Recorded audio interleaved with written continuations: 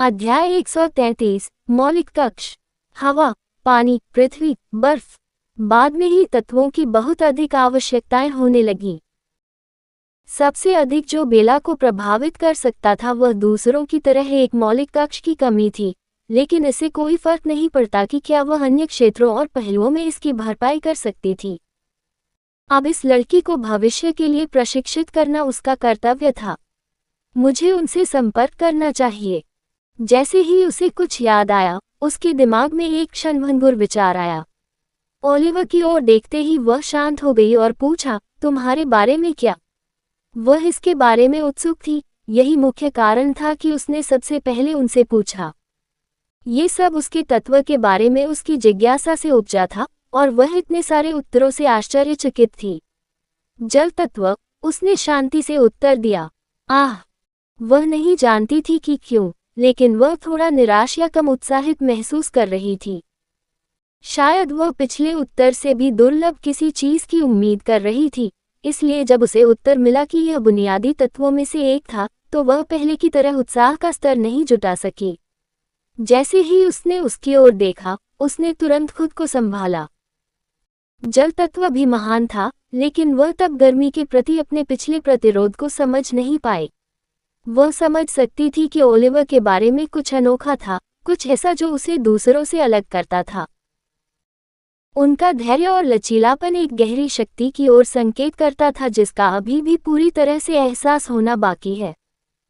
ये समूह, अपने विविध तत्वों और असाधारण क्षमता के साथ, उनके द्वारा पहले प्रशिक्षित किए गए किसी भी समूह से भिन्न था। उनकी अव्यक्त क्षमताओं को उजागर करने की संभावना ने उसे स्वीकार करने की अपेक्षा से अधिक उत्साहित किया। जल तत्व स्वाभाविक रूप से अग्नि तत्व का ध्रुवीय विपरीत था, इसलिए तार्किक रूप से कहें तो उसे उस वातावरण में सबसे अधिक नुकसान उठाना चाहिए था। अपना सिर हिलाते हुए उसने मामले को अभी शांत रहने देने का फैसला किया। उसके पास ध्यान देने के लिए और भी महत्वपूर्ण चीजें थीं। एवलिन, बेला, इन दोनों बहनों को उनके तत्वों पर विशेष ध्यान देने की आवश्यकता थी। चलो अन्य कक्षों की ओर चलते हैं, मैं तुम्हें वे सभी दिखाऊंगा, उसने घोषणा की और उच्च उत्साह में उन्हें अगले कक्ष में ले गई। ये यहाँ पृथ्वी तत्व कक्ष है। वे एक और मोटे धातु के दरवाजे तक पहुंचे क्योंकि उसने आसानी से इसे धक्का देकर खोल दिया। अंदर, उन्हें बाहर की तुलना में बिल्कुल अलग दृश्य दिखाई दिया। इलाका चट्टानी था और हर जगह चट्टानें और गुफाएं थीं। अलग अलग आकार की अनेक चट्टानों वाली असमान जमीन। दूरी में चारों ओर मिट्टी और रेत के गड्ढे बिखरे हुए थे, संभवतः पृथ्वी तत्व के लिए हेरफेर प्रशिक्षण के लिए।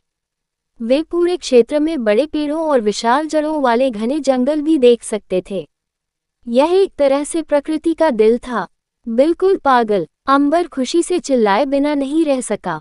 वह वास्तव में पृथ्वी तत्व को जागृत करने के बाद ऐसे भूभाग के अनुकूल थी। ठीक है, ये वास्तव में आपके लिए एक बहुत ही फायदेमंद जगह है। उल्लेख करने की आवश्यकता नहीं है, ये कक्ष व्यक्ति को अपनी पसंद के अनुसार कुछ स्थितियों में हेरफेर करने की भी अनुमति देते हैं, लेकिन आपको उनसे परेशान होने की आवश्यकता नहीं है क्योंकि मैं उन चीजों को समायोजित करूंगा।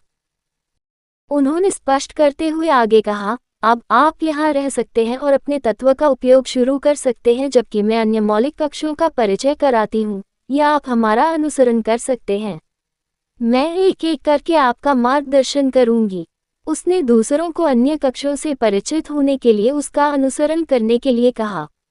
एम्बर ने उसका अनुसरण करने का फैसला किया क्योंकि वह अन्य तत्व कक्षों के बारे में भी उत्सुक थी। अगला पवन तत्व कक्ष था। ये काफी सरल था, खुले मैदानों और लंबी घासों के साथ। दूर दूर तक चारों ओर ऊंचे ऊंचे मंच बने हुए थे, जिनके बीच से तेज हवाएं बह रही थीं। एक कोने में वे आकाश में तैरते पुल भी देख सकते थे।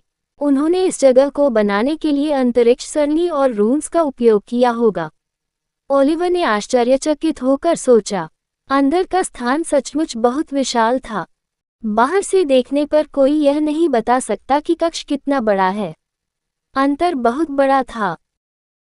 कमरे के प्रवेश द्वार के पास मौजूद होने से ही वे महसूस कर सकते थे कि अशांत और ठंडी हवाएं उनके बालों को खराब कर रही हैं। प्रवेश द्वार पर हवा पहले से ही काफी तेज थी। कमरे के गहरे क्षेत्र में तो हवा बहुत तेज थी, जहां ये तूफानी बवंडर के समान था। डैनियल अल्फोंसो को दया की दृष्टि से देखने से खुद को नहीं रोक सका और वह उसके पास गया और उसके कंधे को थपथपाया। वहाँ ये कठिन है यार, भ्रमित मत होइए।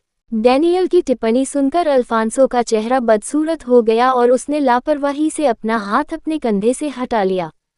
हम्फ, उसने उपहास किया, यह मेरे लिए कुछ भी नहीं है। आपसे पवन मेरा क्षेत्र है और ये तो बस शुरुआत है। उसके शब्द यद्यपि आश्वस्त थे, उसकी आवाज में हल्की सी कपकपी को छिपा नहीं सके। हालांकि उसने ऐसा कहा था, लेकिन तेज हवा की धाराओं और भयानक गति को देखकर वह संदेह में पड़ने से बच नहीं सका। क्या होगा अगर वह सचमुच उड़ जाए? यह एक भयानक परिणाम होगा। वापस जाते समय डैनियल धूर्तता से मुस्कुराया। वह अल्फांसो से प्रतिक्रिया प्राप्त करना चाहता था और उसने ऐसा किया। इसके बाद वे जल तत्व कक्ष तक गए। कक्ष का दरवाजा खुलने पर पहली बात जो उनके दिमाग में आई वह थी नीला। जहां तक नजर जा रही थी चारों ओर का वातावरण नीले रंग से भरा हुआ था।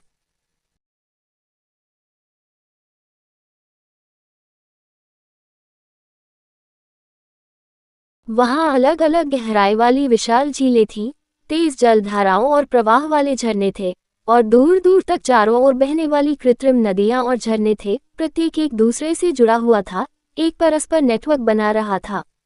कमरे में पानी गिरने की आवाज काफी तेज थी। ऐसा लग रहा था मानो वे किसी बांध के पास खड़े हों। ओलिवर एक झील के पास पहुंचने से खुद को नहीं रोक सका। यह एक साफ पारदर्शी झील थी। पानी हल्का नीला और बहुत साफ था।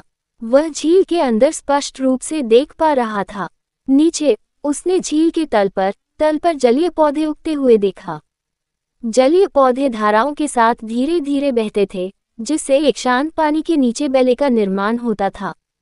उल्लेख नहीं करना, क्या वह पानी के नीचे की गुफा है? जब उसने झील की गहराई में एक गुफा का मुंह देखा तो उसकी आंखें सिकुड़ गईं। एक जलमग्न गुफा, क्या इसका संबंध भी इस चैम्बर से है? उसने जल्दी से समूह में वापस जाने से पहले सोचा, क्योंकि वे पहले ही जा रहे थे।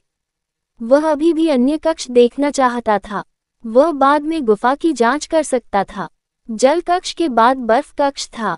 कक्ष का मैदान बर्फ से ढका हुआ था और पूरे स्थान पर हिमखंड मौजूद थे। दूर दूर तक जमी हुई झीलें और हिमनद की संरचनाएं मौजूद थीं और पूरे कमरे में ठंडी धुंध छाई हुई थी। समूह ठंड महसूस करने के अलावा कुछ नहीं कर सका। तापमान निश्चित रूप से शून्य से नीचे था। उल्लेख करने की आवश्यकता नहीं है, कक्ष के प्रवेश द्वार पर भी ठंड सीधे उनकी त्वचा पर चुभ रही थी। एम्बर ने नीचे अपनी उंगलियों की ओर देखा और भौहें चढ़ा लीं। वे पहले से ही सुन्न और अकड़न महसूस कर रहे थे। उसने नादिया की ओर देखा और सोचा कि वह ऐसी जगह पर कैसे जीवित रहेगी। ठंड लगातार कपड़ों की परतों के माध्यम से रिस रही थी और उन्हें हड्डियों तक ठंडा कर रही थी। बेला ने दूर तक देखा और उसकी आंखें थोड़ी चौड़ी होने से नहीं रुक सकी। क्या वह बर्फीला तूफान है? उसने दूर से अपनी उंगली उठाई और बाकी लोग उसके पीछे चले गए। यह एक बर्फीला तूफान है, डैनियल ने सदमे में कहा। वह ठंडे वातावरण में कांप गया। वह कक्ष अग्नि कक्ष जितना ही घातक था, शायद उससे भी अधिक, क्योंकि उन्होंने आग का तूफान नहीं देखा था। नादिया, यदि तुम यहाँ रुकने जा रही हो तो मैं तुम्हें सलाह देता हूँ कि जब तक मैं तुम्हें अनुमति न दूं, तब तक गहराई में प्रवेश न करो। वहाँ ये गंभीर रूप से खतरनाक है, इसलिए जब तक तुम बर्फ तत्व पर पर्याप्त नियंत्रण न कर लो, तब तक इसके बारे में सोचने से भी बचना चाहिए। उसने उसे चेतावनी दी। वह पहले से ही जानती थी कि नादिया को अन्य कक्षों को देखने के लिए समूह का अनुसरण करने में कोई दिलचस्पी नहीं थी, इसलिए उसने उसे पहले ही चेतावनी जारी कर दी। उसके छात्रों की सुरक्षा सर्वोपरि थी और वह लापरवाह व्यवहार की अनुमति नहीं देगी।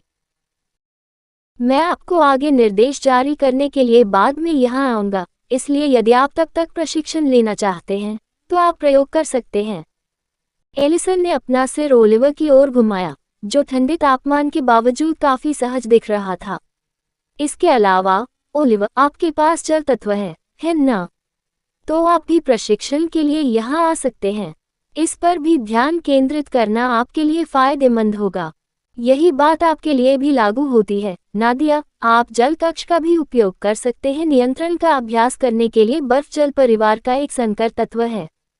हाँ, अध्यापक ओलिवर ने सिर हिलाया। इस माहौल में वह काफी सहज महसूस कर रहे थे। वह महसूस कर सकता था कि उसका शरीर इस स्थान के अनुकूल ढल रहा है, जैसे कि यह उसका घर हो।